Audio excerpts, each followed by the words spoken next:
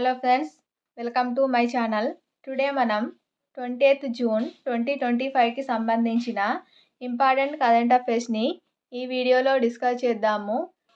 మా ఛానల్ని కనుక ఫస్ట్ టైం చూస్తున్న వాళ్ళు ఉంటే వీడియోని లైక్ చేసి ఛానల్ని సబ్స్క్రైబ్ చేసుకోండి. అలాగే డైలీ కరెంట్ అఫైర్స్ వీడియోస్ మన ఛానల్లో అప్లోడ్ చేయడం జరుగుతుంది. చూడని వాళ్ళు ఉంటే కనుక అన్ని మంత్స్కి సంబంధించిన ప్లేలిస్టులు మన ఛానల్లో ఉన్నాయి, చూడండి. టుడే ఫస్ట్ టాపిక్ చూసినట్లయితే జూన్ 20న ప్రపంచ శరణార్థుల దినోత్సవంగా ప్రతి ఏటా కూడా జరుపుకోవడం జరుగుతుంది. అసలు శరణార్థులు అంటే ఏంటి? హింస, వేధింపుల వల్ల, ఉగ్రవాదం లాంటి కారణాల వల్ల స్వదేశాన్ని విడిచి రక్షణ కోసం ఇతర ప్రాంతాలకు తరలిపోయే వాళ్ళను శరణార్థులు అంటాము. సో ప్రపంచవ్యాప్తంగా శరణార్థులు ఎదుర్కొంటున్న సవాళ్ళ గురించి ప్రజలకు తెలియజేయాలనే లక్ష్యంతో జూన్ 20న వరల్డ్ రిఫ్యూజీస్ డేగా నిర్వహిస్తారు. 2025 సంవత్సరానికి గాను ప్రపంచ శరణార్థుల దినోత్సవం యొక్క థీమ్ చూసినట్లయితే సోలిడారిటీ విత్ రిఫ్యూజీస్ అనేది 2025 సంవత్సరానికి నినాదం. అలాగే నెక్స్ట్ టాపిక్ చూసినట్లయితే G7 నేతలకు కానుకలు ఇచ్చిన మోదీ. కెనడాలో జరిగిన G7 శిఖరాగ్ర సమావేశానికి మోదీ వెళ్లడం జరిగింది. అక్కడ హాజరైన ప్రధాని మోదీ G7 శిఖరాగ్ర సమావేశానికి హాజరైన ప్రపంచాధినేతలకు నరేంద్ర మోదీ బహుమతులను అందించారు. ఫ్రాన్స్ అధ్యక్షుడు ఇమాన్యుయల్ మేక్రాన్కు డోక్రా నంది, జర్మనీ ఛాన్సలర్ ఫ్రెడరిక్ మోజ్కు ఇసుక రాతితో చేసిన కోనార్క్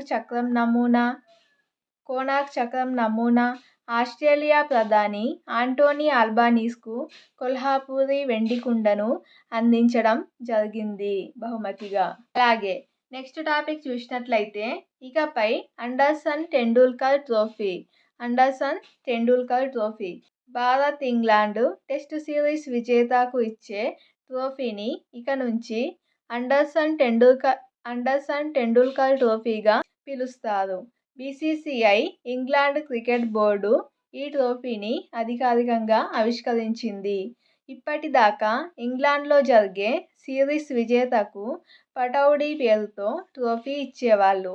ఇటీవలే భారత్, ఇంగ్లాండ్ బోర్డులు పటౌడీ ట్రోఫీని రిటైర్ చేశాయి. ఇక నుంచి భారత్లో ఆడిన, ఇంగ్లాండ్లో ఆడిన విజేతకు అండర్సన్ టెండూల్కర్ ట్రోఫీనే ఇవ్వనున్నారు. విజేత జట్టు కెప్టెన్కు పటౌడీ మెడల్ను బహూకరిస్తారు. సో కెప్టెన్కి ఏమో పటౌడీ మెడల్ను అందిస్తారు, ట్రోఫీ అయితే అండర్సన్ టెండూల్కర్ ట్రోఫీని ఇస్తారు. నెక్స్ట్ టాపిక్ చూసినట్లయితే QS ప్రపంచ ర్యాంకింగ్స్లో తెలంగాణ నుంచి 3 విద్యా సంస్థలు. QS ప్రపంచ ర్యాంకింగ్స్లో 2026లో తెలంగాణ రాష్ట్రం నుంచి 3 విద్యా సంస్థలకు స్థానం దక్కింది. వీటిలో ఐఐటి హైదరాబాద్ కేంద్రీయ విశ్వవిద్యాలయం, ఉస్మానియా విశ్వవిద్యాలయం ఉన్నాయి. ఐఐటి హైదరాబాద్ మెరుగుపడింది. గతేడాది 681 నుంచి 690 మధ్య ఉండగా ఈసారి 664 స్థానంలో నిలిచింది. నెక్స్ట్ టాపిక్ చూసినట్లయితే భారతీయ రచయిత్రికి ఐజీఎఫ్ ఆర్చర్ షామిష్ అవార్డు. భారత రచయిత్రి doctor Shalini Malik the way home పేరిట రాసిన నవలకు బ్రిటన్ సాంస్కృతిక మంత్రి లీసా నాండీ చేతుల మీదుగా తొలి ఐజీఎఫ్ ఆర్చర్ అమీష్ అవార్డును అందుకున్నారు. ఈ అవార్డు కింద రూ. 21.70 లక్షలు అందజేశారు.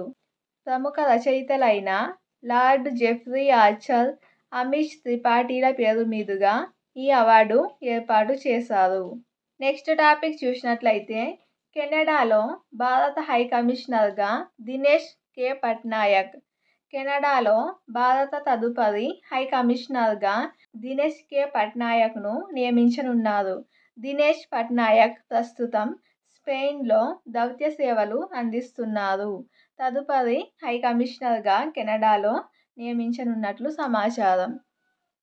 నెక్స్ట్, సమగ్ర గ్రామీణాభివృద్ధిపై పుస్తక ఆవిష్కరణ.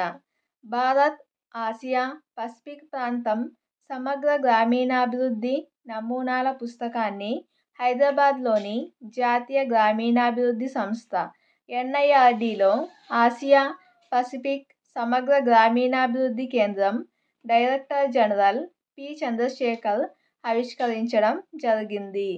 సో సమగ్ర గ్రామీణాభివృద్ధిపై పుస్తక ఆవిష్కరణ ఎక్కడ అంటే NIRD రాజేంద్ర నగర్ మన హైదరాబాద్లో. ఇది ఫ్రెండ్స్ టుడే 28th June 2025కి సంబంధించిన ఇంపార్టెంట్ కరెంట్ అఫైర్స్ వీడియో నచ్చినట్లయితే లైక్ చేసి ఛానల్ని ఫస్ట్ టైం చూస్తున్నట్లయితే సబ్స్క్రైబ్ చేసుకోండి. వీడియో కింద డిస్క్రిప్షన్లో మన టెలిగ్రామ్ ఛానల్ లింక్ ఉంటుంది, జాయిన్ అవ్వండి. Thank you.